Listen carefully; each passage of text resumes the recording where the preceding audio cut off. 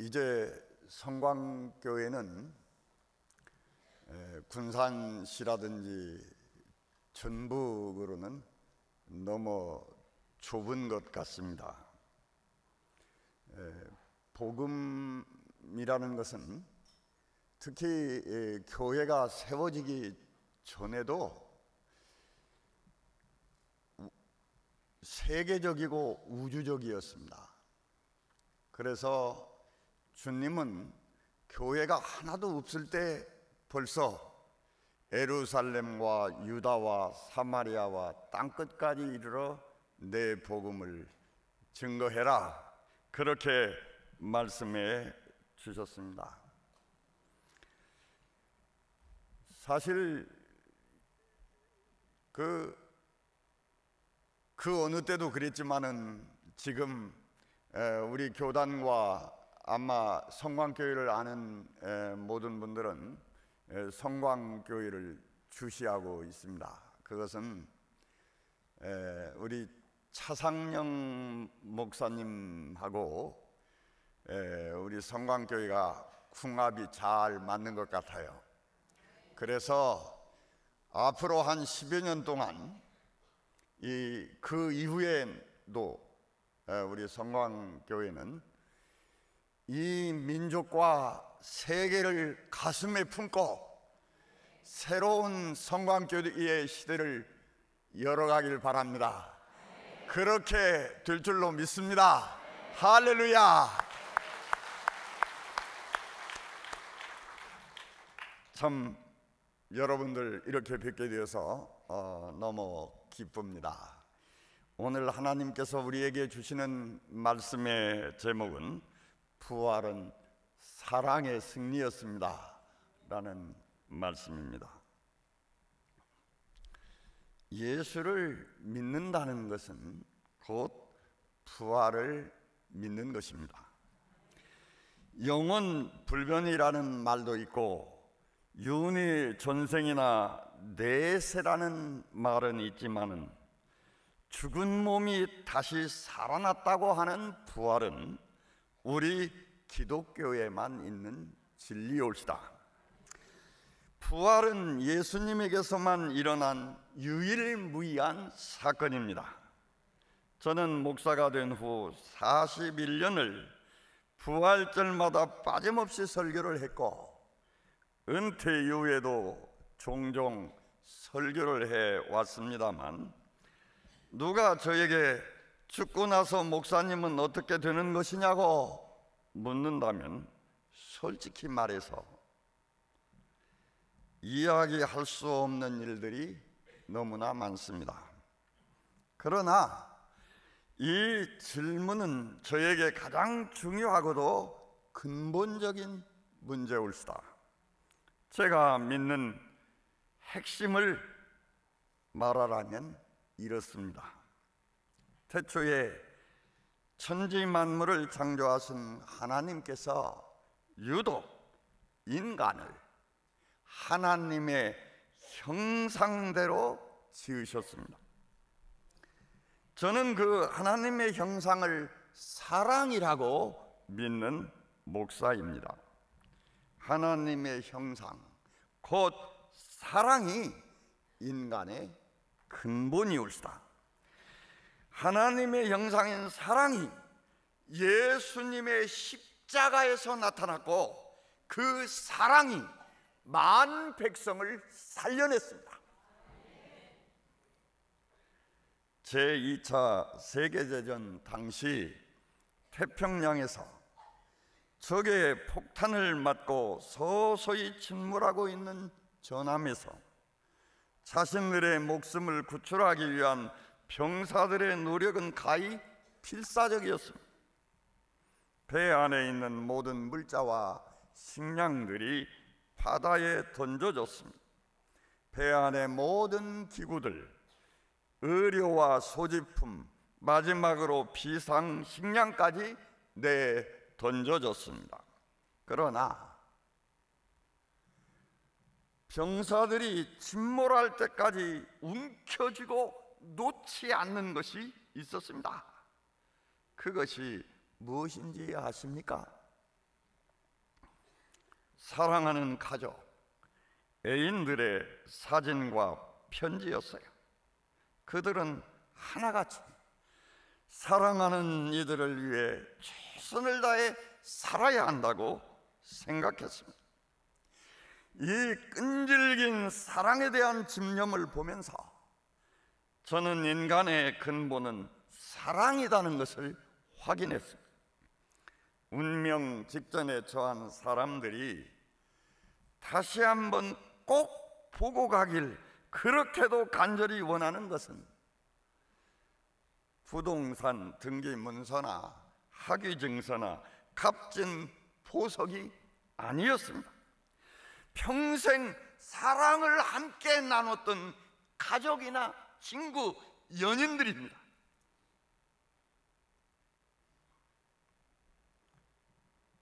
인간이 범죄한 이후 그의 내면 깊은 곳에는 사랑하고자 하는 마음과 이기적인 탐욕이 늘상 공존해 왔습니다.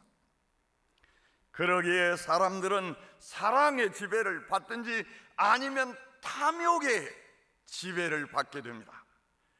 탐욕이 지배하게 되면 인간은 하나님의 형상을 잃어버리고 하나님으로부터 떨어져 나갑니다. 아담과 하와가 선악과를 따먹었다는 말은 자신의 탐욕을 선택하고 하나님의 사랑에서 끊어졌다는 것을 뜻합니다. 그 후 인류는 탐욕에 사로잡혀 죽음으로 운명지워졌습니다. 그런데 여러분, 신기하게도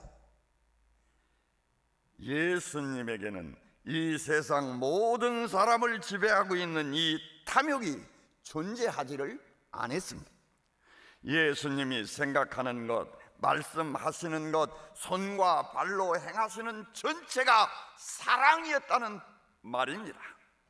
특히 십자가는 하나님 사랑의 완전한 계시였습니다.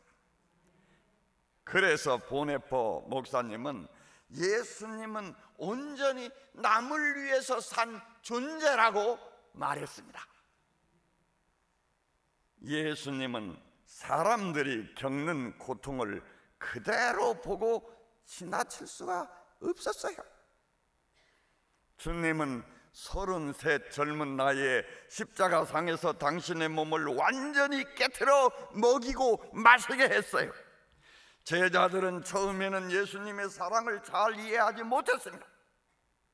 그러나 십자가상에서 마지막 피 한 방울, 물 한 방울까지 흘리시는 죽음을 바라보면서 아, 저것이 하나님의 사랑이었구나 깨닫게 돼요. 이 십자가에서 나타난 하나님의 사랑이 우리를 죽음으로 이끄는 탐욕을 뿌리채 뽑아버린 거예요. 거기에 사랑이 자리 잡게 한 겁니다. 인간은 이와 같은 사랑을 할 수 없는 나약한 존재이기에 죽을 수밖에 없지만은 십자가의 사랑이 이 죽음을 정복해버린 것입니다. 이것이 예수님의 부활인 것을 믿습니까?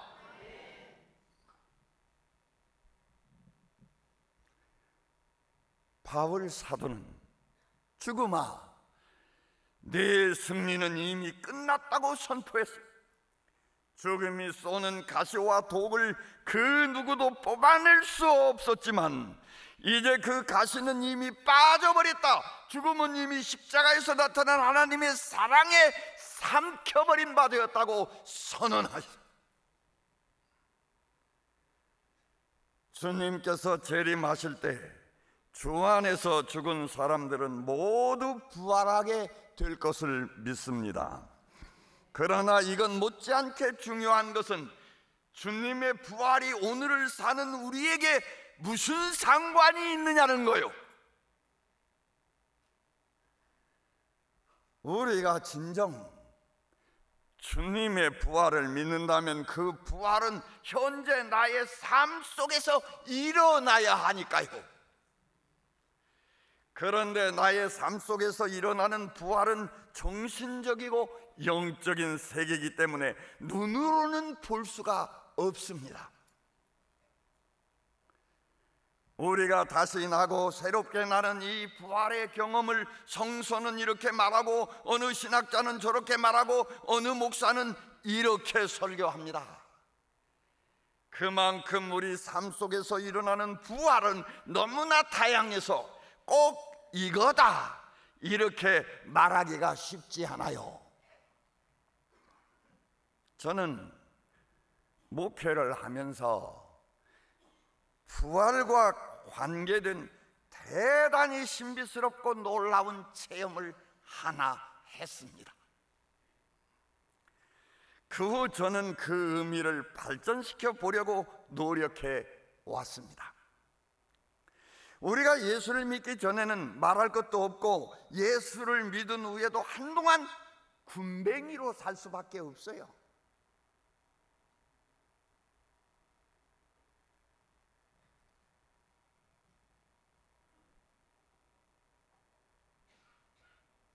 그러다가 은혜를 받게 되면 마치 변화산에서 신비한 체험을 한 베드로처럼 이곳에 집을 짓겠다고 무척이나 좋아하고 기뻐하게 됩니다.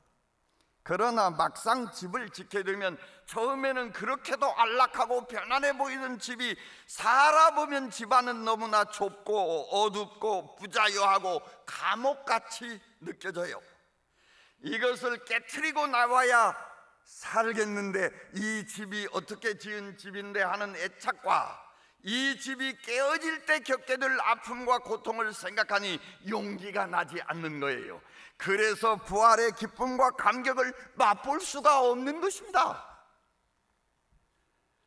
자유롭게 창공을 나는 매미가 될 수 없다는 말입니다. 사랑하는 여러분, 우리가 어떻게 안락하게 느껴지기도 하고 때로는 감옥처럼 답답하게 느껴지기도 하는 끝내 무덤이 되어버릴지도 모를 이 단단한 번데기를 깨트리고 밖으로 나와 매미처럼 자유한 부활의 몸으로 살 수가 있겠습니까, 여러분? 무엇이 이것을 가능하게 해줄까요? 저는 그것이 사랑이라는 것을 알았습니다. 사랑만이 그것을 가능하게 해줍니다. 저는 17년 전에 그것을 체험했습니다. 그때 사랑이 저에게 질병과 고통 중에 죽어가는 한 교우를 그 고통에서 풀어주라고 하는 명령을 했습니다. 그래서 저는 신장 하나를 떼어 주었습니다. 제가 신장 하나 떼어주는 일로 나라는 존재를 감싸고 있는 이 딱딱한 번데기를 완전히 깨트릴 수 있었다는 말은 결코 아닙니다. 그래서 나는 매미처럼 자유한 몸이 되었소 하고 말하는 것은 더욱이 아닙니다. 그러나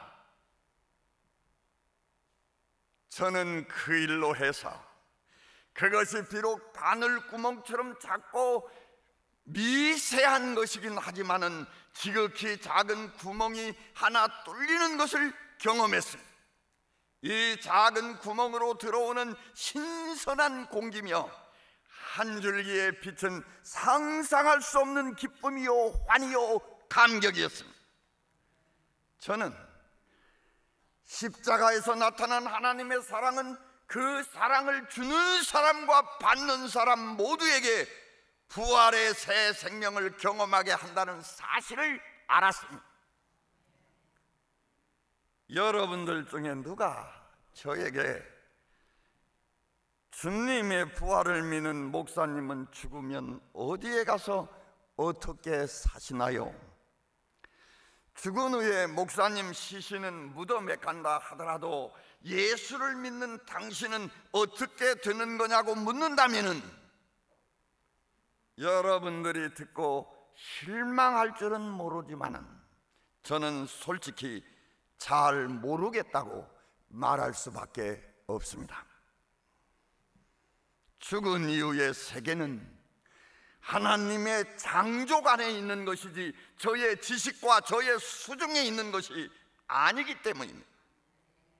그러나 저에게는 확실히 믿는 것이 하나 있습니다. 그건 저는 꼭 믿습니다. 그것은 바울 사도가 로마서 8장 39절에서 고백한 바와 같습니다. 모든 것이 다 끝이 나고 모든 소망이 다 끊어져 버린다 하더라도 결코 끊어지지 않는 것이 있습니다. 그것은 십자가에서 나타난 하나님의 사랑의 줄이옵시다. 그 사랑 안에 제가 있다는 사실을 믿습니다. 저는 지금 그 누구도 그 무엇으로도 끊어낼 수 없는 하나님의 사랑 안에서 살고 있습니다. 저는 그것이 죽음 후에도 영생으로 이어지게 되리라는 믿음 속에서 오늘을 삽니다. 베드로의 경우를 살펴보면 부활의 의미는 더욱 분명해집니다. 부활하신 주님은 제일 먼저 막달라 마리아에게 보이셨어요. 이 소식을 제자들에게 전했지만 그들은 믿지를 못했어요. 엠마오로 가던 두 제자가 부활하신 주님을 배웠다고 제자들에게 와서 말했지만 그때 역시 믿지를 못했습니다. 그 후 11제자가 음식을 먹고 있을 때 부활하신 주님께서 친히 나타나셔서 그들이 믿음 없는 것과 마음이 완악해서 믿지 못하는 것을 책망하셨습니다. 그때 주님은 제자들에게 평강을 빌면서 함께 식사까지 해 주셨습니다. 그 후 주님은 의심 많은 도마에게도 보이셨습니다. 그런데도 베드로의 방황은 여기에서 멈추지를 않습니다. 그는 다른 제자들까지 끌고서 디베리아 바다로 물고기 잡으려 가버립니다. 다시 말하면 본업으로 되돌아갔다는 말입니다. 이렇게 주님의 부활은 믿기가 힘들었던 거예요. 그래서 주님은 그들에게, 믿지 못하는 그들에게 성령을 보내주셔야만 하셨습니다. 이 시간 성령이 오셔서 여러분들의 신앙을 부활의 신앙의 반석 위에 세워주시기를 축원합니다. 베드로가 제자직을 포기하고 본업으로 돌아가자 이것으로 모든 것이 다 끝나버리는 것처럼 보였습니다. 그 절망의 순간에 부활하신 주님께서 베드로를 찾아주십니다. 만일 이때 예수님께서 베드로에게 그 아픈 과거를 물으셨다면, 왜 네가 나를 부인했느냐고 책망하셨다면, 그는 나를 떠나소서 나는 죄인이로소이다 이렇게 슬픈 기색을 띠고 떠날 수밖에 없었을 것입니다. 그러나 주님은 네가 나를 사랑하느냐고 사랑을 물으셨던 거예요. 이때 베드로에게 필요한 것은 책망이 아니었어요. 사랑이었거든요. 베드로가 예수님을 부인한 것은 믿음이 부족했기 때문이 아니었어요. 용기가 없어서도 아니었어요. 오직 사랑이 부족했기 때문입니다. 사랑이 있으면 떠나지 않습니다. 죽음의 순간에도 함께합니다. 그것이 사랑의 속성이요 신비올시다. 그래서 베드로는 예수님이 십자가를 지는 그 결정적 순간에 예수님과 함께하지를 못했습니다. 베드로는 살기 위해서 예수님을 버린 거예요.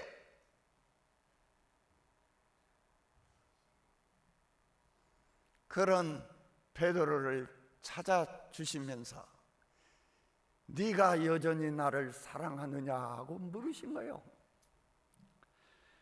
베드로는 사랑한다고 3번 대답함으로써 실패했던 그 쓰라린 상처와 절망을 떨쳐냅니다. 예수님이 베드로에게 내 양을 먹이라, 내 양을 치라는 소명을 다시 주시자 그는 헌신의 사람으로 거듭나게 됩니다. 주님의 사랑이 절망을 이기게 한 거예요. 절망을 떨쳐버리게 한 것이 옳다. 이 사랑 때문에 베드로는 상처를 치료받고 두려움과 공포에서 벗어나 용기의 사람이 된 것이 옳다. 우리는 부활하신 주님을 만난 베드로를 보면서 먼저 실패와 좌절, 두려움과 절망, 죽음의 공포에서 벗어나야 하겠습니다. 이것이 부활절이 우리에게 주는 첫 번째 메시지입니다. 그런데 여러분, 부활절의 메시지는 여기에서 끝나지를 않습니다. 베드로는 내 양을 먹이라, 내 양을 치라는 소명을 받고 헌신의 사람으로 변하게 됩니다. 주님의 부활은 우리를 절망과 죽음의 공포를 이겨내게 할 뿐만 아니라 소명의 사람으로 헌신하도록 만듭니다. 믿습니까? 사랑이란 내가 사랑하는 자가 가장 소중히 여기는 것을 나도 소중히 여기도록 만들어요. 우리 주님께서 가장 소중히 여기신 것이 무엇인지 아십니까? 우리 성가대원들 아세요? 한번 말해 보세요. 우리 주님이 가장 소중하게 여기신 것이 무엇입니까? 다 아시면서 말을 못해요. 누가 용기 있는 사람 말해 보세요. 예, 말해 보세요. 사랑을 가장 소중하게, 구체적으로 말해 보세요. 누군가를 잃어버린 한 마리의 양이 옳시다. 우리 주님이 가장 사랑한 것은 잃어버린 한 마리의 양이에요. 주님은 양으로 하여금 생명을 얻게 하고 더욱 풍성히 얻게 하기 위해서 이 세상에 오셨고 십자가에서 죽으셨습니다. 베드로에게 네가 나를 사랑하느냐, 내 양을 치라 하신 주님께서 이 시간 우리를 향해서 똑같은 말씀을 하고 계십니다. 네가 나를 사랑하느냐, 네가 나를 사랑한다면 내 양을 먹이라, 이렇게 말씀하십니다. 이 간곡한 부탁의 말씀을 여러분들은 평생 들으시고 그리고 실천해 가시기를 축원합니다.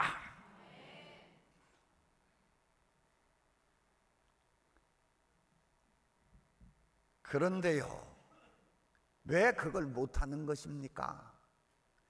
사랑하는 우리 주님이 우리에게 부탁하던데 한 마리의 양을 치고 한 마리의 양을 먹이라고 부탁하시는데, 사랑하시는 이가 하시는데 왜 못하는 것입니까? 그것이 쉽지 않기 때문입니다. 우리가 한 마리의 양을 찾으려면, 한 마리의 양을 먹이려면 고난받을 각오를 하지 않으면 안 되기 때문이옵니다. 때로는 주님처럼 우리도 이 양들을 위협하고 때리고 착취하고 목숨을 빼앗아가는 저 이리떼들을 내 몸으로 막아내 지켜주고 살려내야 합니다. 우리는 십자가가 있는 곳에서만 부활이 일어난다는 진리를 잊어서는 안 됩니다. 다시 말하면 십자가가 없이는 부활도 없다는 말이옵시다. 4년 전 헤럴드 경제가 경찰청 통계에 나타난 20대, 30대 사망자 중 자살률이 20대는 38.6%, 30대는 25.8%로서 OECD 국가 중 최고라고 했습니다. 우리나라 미래를 짊어지고 가야 할 꽃다운 청춘들이 꿈과 희망을 갖지 못하는 대한민국의 우울한 세태가 아니겠습니까?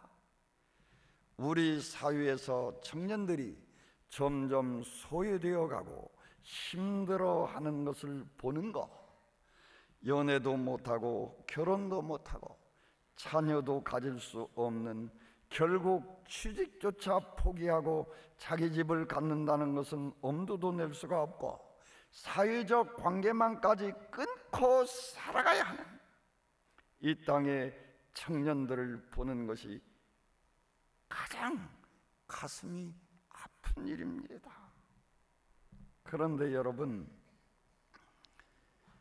청년들을 그렇게 만드는 요인 중에 하나가 교회라는 것, 그리고 그런 청년들에게 교회는 아무런 희망도 못 준다는 것, 그래서 젊은이들이 교회에서 다 떠나가고 있다는 것.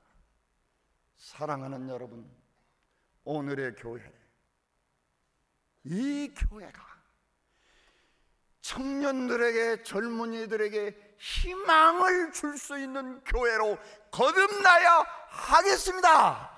그래서 교회를 등지고 교회를 떠나가는 젊은이들을 불러서 성가대의 이 빈자리를 채웁시다.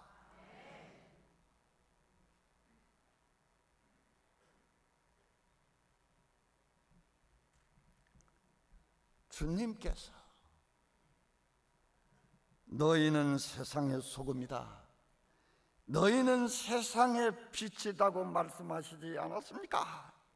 우리는 맛을 내기 위해서 자신을 녹여내야 하고 빛을 발하기 위해서 자신을 태우는 희생과 헌신의 사람이 되어야 합니다. 과거의 기독교는 민족의 독립운동을 위해서, 이 나라를 지키고 다시 잡고 세워가기 위해서 기독교인들이 가장 앞에 서서 생명을 바쳐 싸웠던 그 시대를 우리는 기억해야 합니다. 오늘은 교회가 축복의 열매나 따먹자는 것이지, 이 시대를 구원하고 미래를 잘 갖고 가기 위해서 희생해야겠다, 죽어야겠다, 그런 첫사랑을 잃어버린 것 같아서 안타까워요.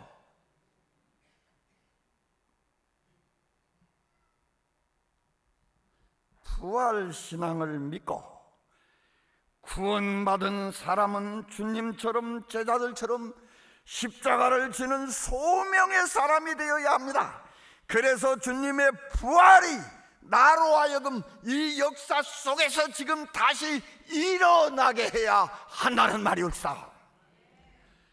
우리는 주님처럼 온갖 죽음의 문화를 조장하는 이 사악한 권세들과 당당히 맞서 싸워야 합니다. 하나님으로부터 받은 은사와 축복을 이 땅에서 강도를 내쫓고 강도 만난 이들을 치유하는 일을 위해 아낌없이 헌신해야 합니다. 죽음은 썩어버릴 이 한 몸을 이웃과 형제를 사랑하는 이의 옥합을 깨듯 깨트려 바칠 때 그곳에 희망이 움트고 죽은 생명이 부활하고 하나님의 나라가 임하여 오게 될 것입니다. 그 순간 우리의 썩을 몸은 영원히 썩지 않을 영광의 몸, 부활의 몸으로 부활하게 될 것입니다.